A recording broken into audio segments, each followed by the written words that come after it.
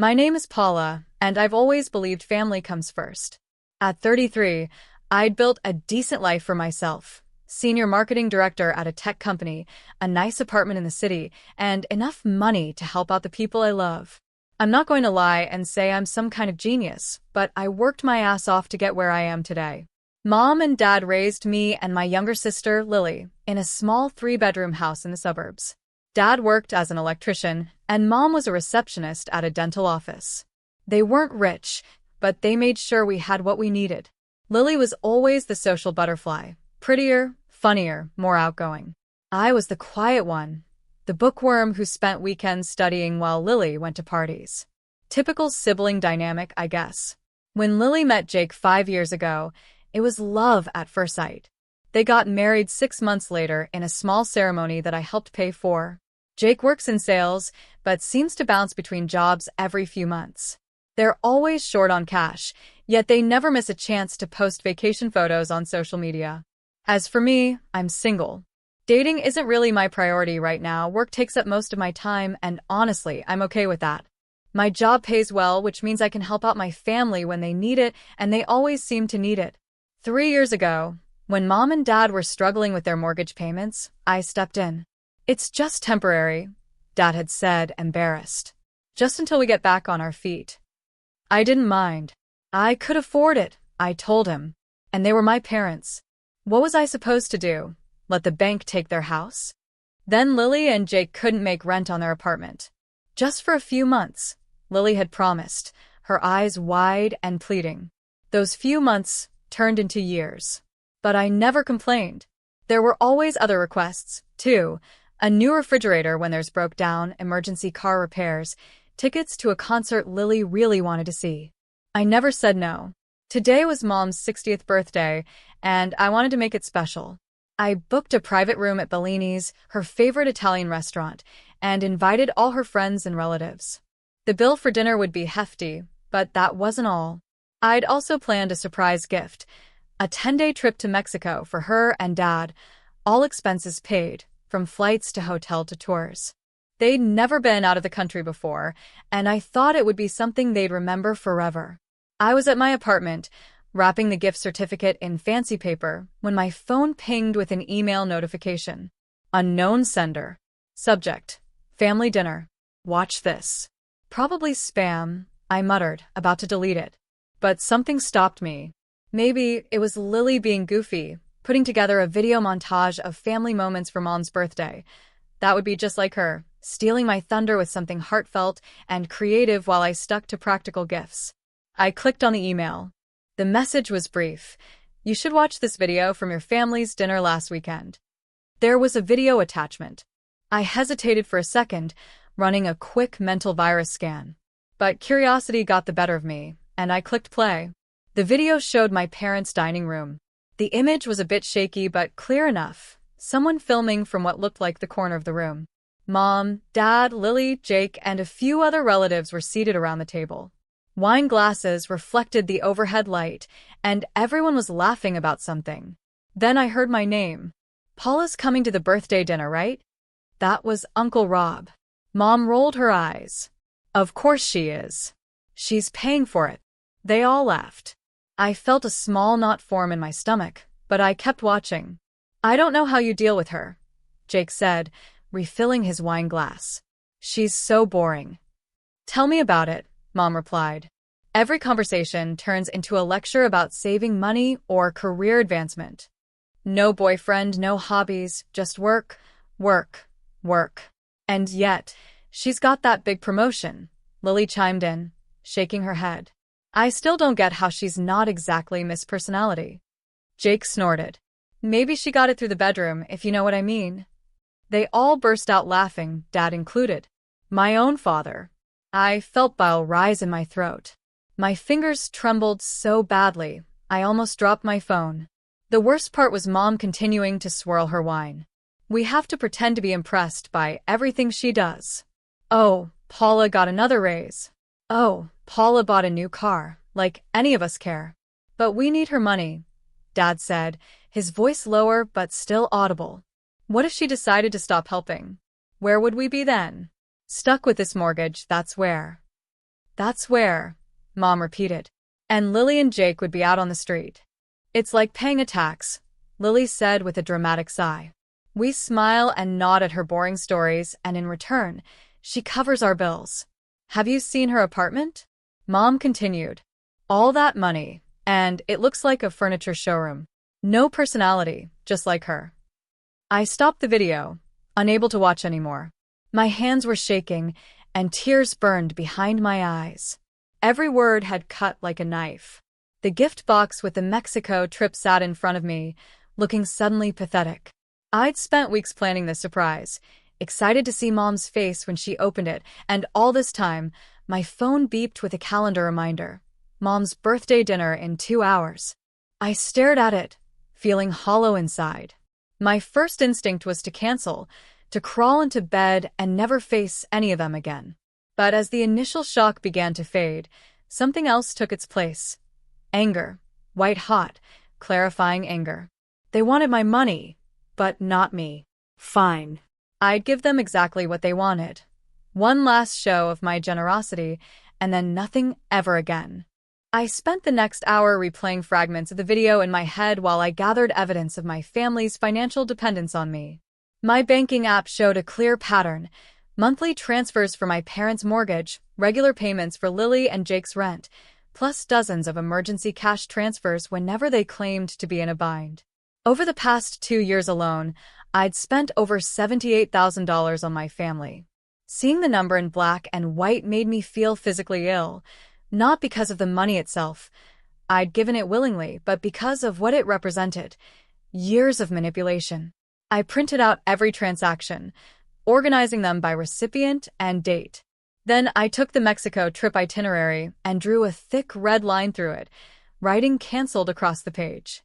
I placed everything in the gift box I'd originally prepared for Mom's birthday present, wrapping it with the same fancy paper.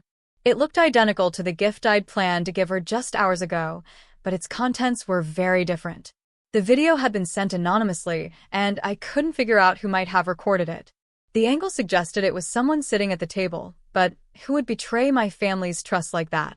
And why send it to me now, just hours before Mom's birthday celebration? Either way, I was grateful for the truth, however painful. I downloaded the video to my phone to ensure I'd have it ready at the restaurant. My hands had stopped shaking by now, replaced by cold, steady resolve. I checked my appearance in the bathroom mirror.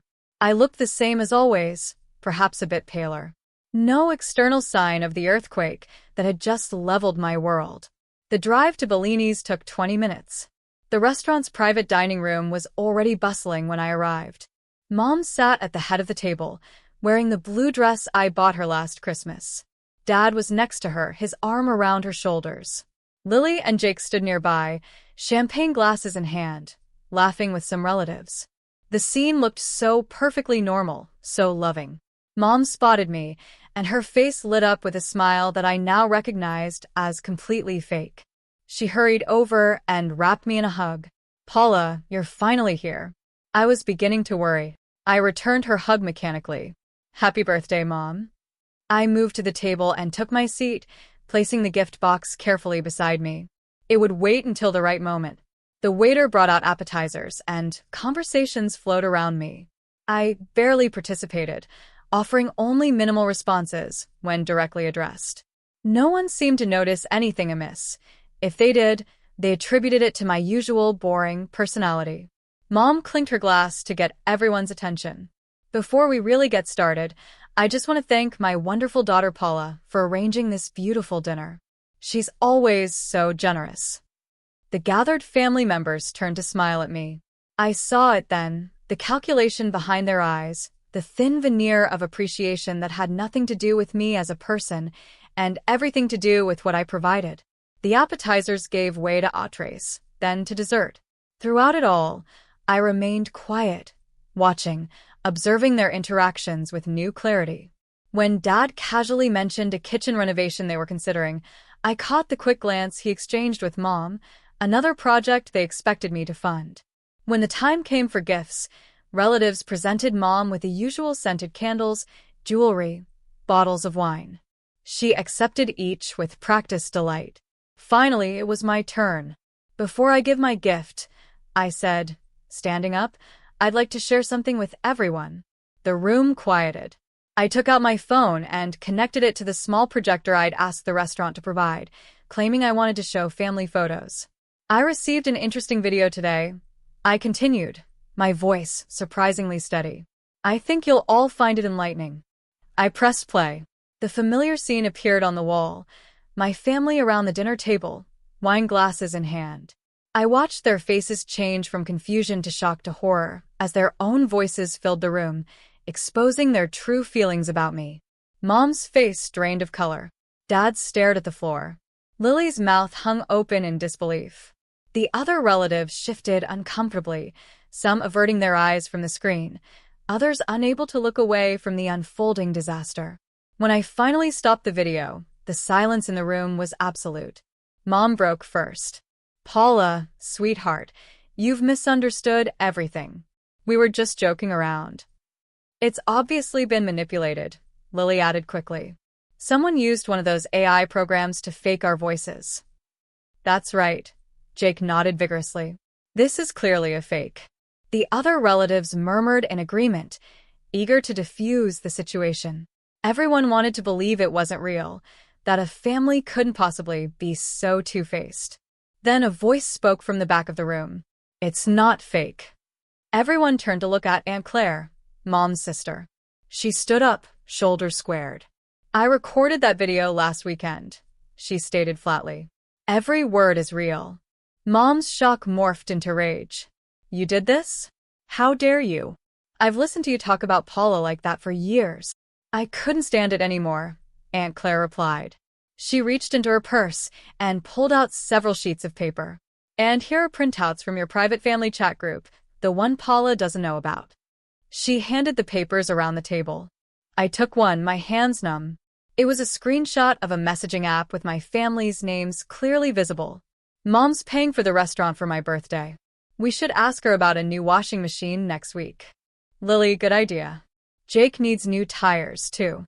Dad, don't push too hard too fast. Let her think it was her idea. Jake, just bore her with praise about her promotion. Works every time. LOL. I looked up from the paper to see Mom's face, contorted with fury. This is a violation of privacy, she shouted at Aunt Claire. You had no right to share our private conversations. I could sue you for this.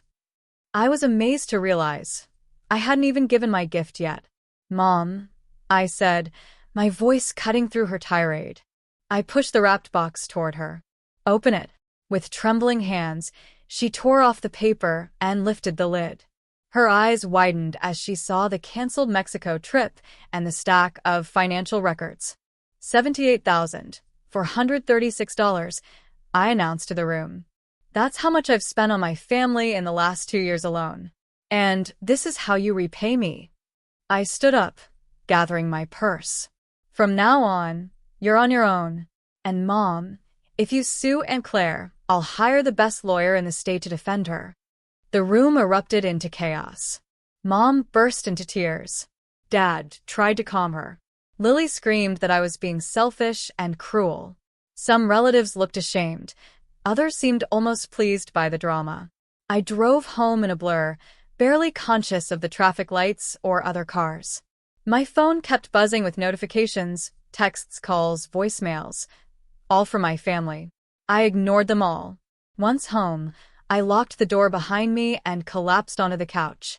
The numbness wore off, giving way to a flood of emotions: betrayal, hurt, anger, shame.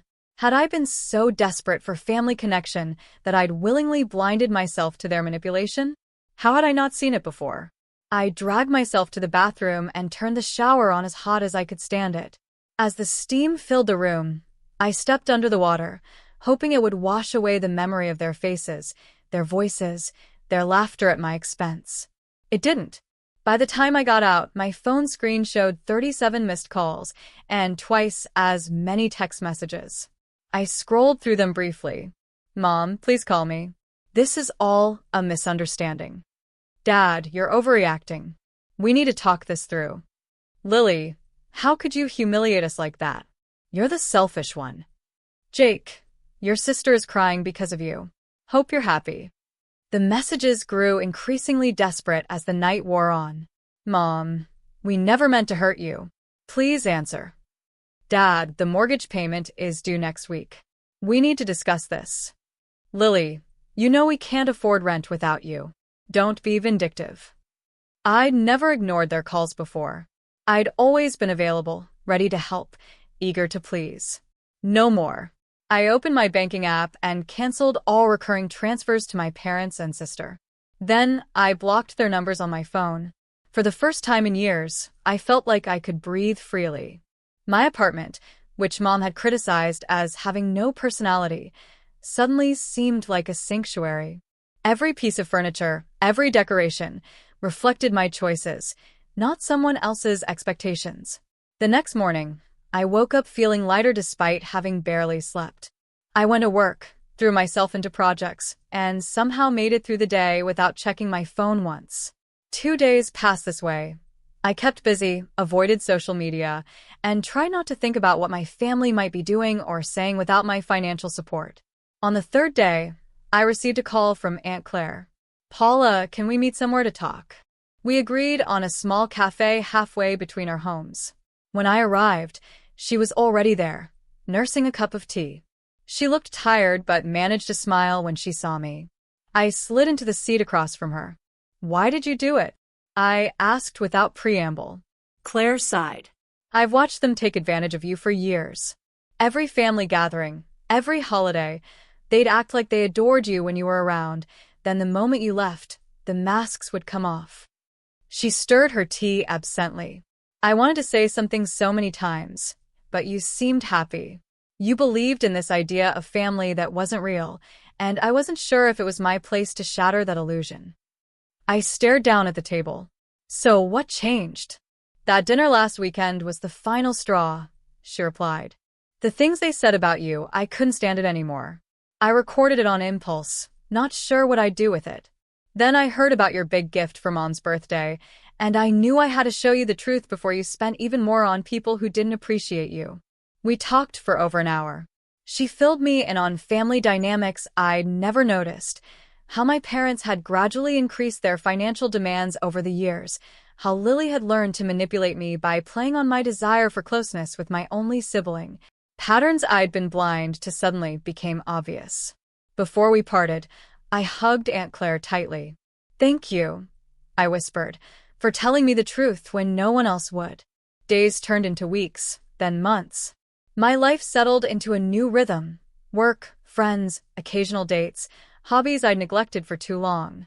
I'd never realized how much mental space my family had occupied until they weren't in it anymore. Through the grapevine of extended family, I heard bits and pieces about them. Mom and Dad were struggling with the mortgage. They'd missed 2 payments, and the bank was sending warnings. Lily and Jake had been forced to move to a smaller apartment in a less desirable neighborhood. I felt a twinge of guilt, quickly followed by resolve. They were adults. They'd figure it out. Some relatives took my family's side, calling me heartless for cutting them off.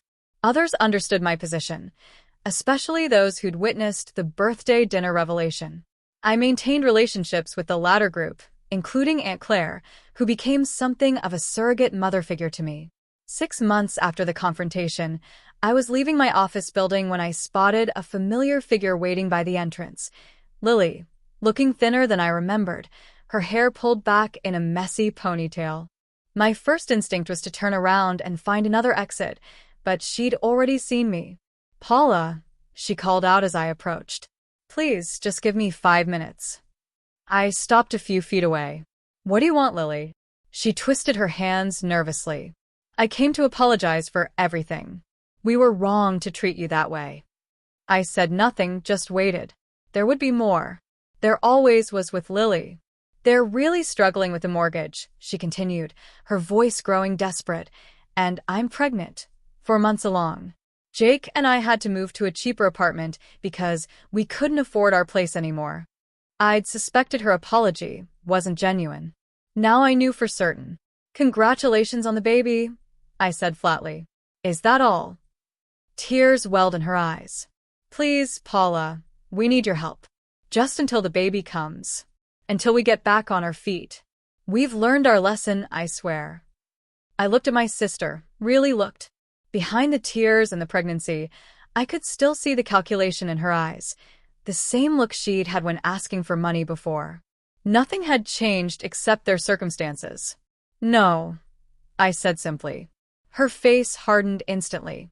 "You heartless bastard. Your own family is suffering and you don't even care." I walked past her toward my car, her shouted obscenities following me across the parking lot. Once inside, I took a deep breath and started the engine. I felt nothing for the sister I'd once loved so dearly. No anger, no pity, not even sadness, just emptiness. A year and a half passed since that confrontation with Lily. Life moved on as it always does. I received a promotion at work, took up hiking on weekends, and even started dating someone, a quiet, thoughtful man named David, who valued honesty above all else. Through my occasional contact with Aunt Claire and the handful of relatives I still kept in touch with, I heard fragments about my former family. Mom and Dad were consistently behind on mortgage payments, living under the constant threat of foreclosure, but somehow always scraping by at the last minute. Lily had given birth to a boy and moved back in with our parents to save money. Jake was working 2 jobs but still complaining about never having enough. They'd all adapted to life without my financial support, though not gracefully. Sometimes, usually late at night, I'd wonder if I'd made the right choice. Cutting them off completely had been harsh, perhaps unnecessarily so. Then I'd remember the video, their laughing faces, their mocking words, and the doubt would vanish. They'd never loved me. They'd loved what I could provide. There's a world of difference. Last Christmas, I received holiday cards from both Mom and Lily. Mom's was formal, almost businesslike, with no personal message beyond the pre-printed greeting. Lily's included a photo of her son, my nephew, and a brief note saying she hoped we could someday reconcile for his sake. Neither mentioned money directly, but the implication hung between the lines. I sent no cards in return. During a spring dinner with Aunt Claire, she mentioned that Mom had reached out to her seeking reconciliation. "She says she misses having you in her life," Aunt Claire said, skepticism evident in her voice. I raised an eyebrow. Did she happen to mention this before or after asking if you knew about my financial situation? Aunt Claire smiled wryly. Of course, some things never change. In the months that followed, there were more attempts. Emails from Dad explaining how they'd misunderstood each other, a letter from Lily detailing the hardships of raising a child without adequate resources. Each message was carefully crafted to invoke guilt without explicitly asking for money. I deleted the emails and threw away the letters without responding. One Sunday morning, I was shopping at the farmer's market when I literally bumped carts with Lily. She looked older, more worn down, with dark circles under her eyes. The baby, now a toddler, sat in the cart playing with a toy. For a moment, we just stared at each other, both too surprised to speak. Her son looked up at me with curious eyes that reminded me of my own in childhood photos. A small part of me ached at the realization that I didn't know his name and probably never would. Lily recovered first. She straightened her shoulders and nodded stiffly. "Paula." "Lily," I replied, keeping my voice neutral. The child babbled something, reaching toward a display of apples. Lily absently handed him one, her eyes never leaving my face. I expected more, manipulative pleas, maybe tears or accusations. Instead, she simply said, "We're doing okay, without your money." "I'm glad to hear that," I answered, and was surprised to find I meant it. She hesitated, then pushed her cart past mine. "Goodbye, Paula." "Goodbye," I echoed, watching them disappear around the corner.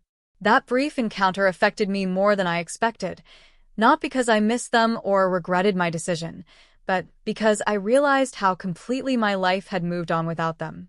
They were strangers now, people I'd once known but no longer needed. The last update I heard came from Cousin Mark at Aunt Claire's birthday dinner last month.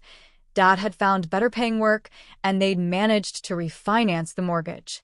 Lily was taking online classes while raising her son, hoping to finally earn a degree. They were struggling but surviving, just like millions of other families who don't have a relative to bankroll their lives. Sometimes people ask if I miss having a family. The question always strikes me as odd. I do have a family, it's just smaller now and built on genuine connections rather than obligation or financial dependence.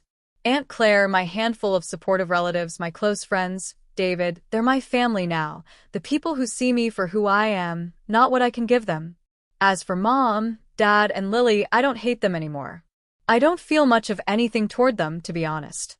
They shaped my early life for better and worse, but they're not part of my story now, and I'm perfectly okay with that. I still have the video Aunt Claire sent me.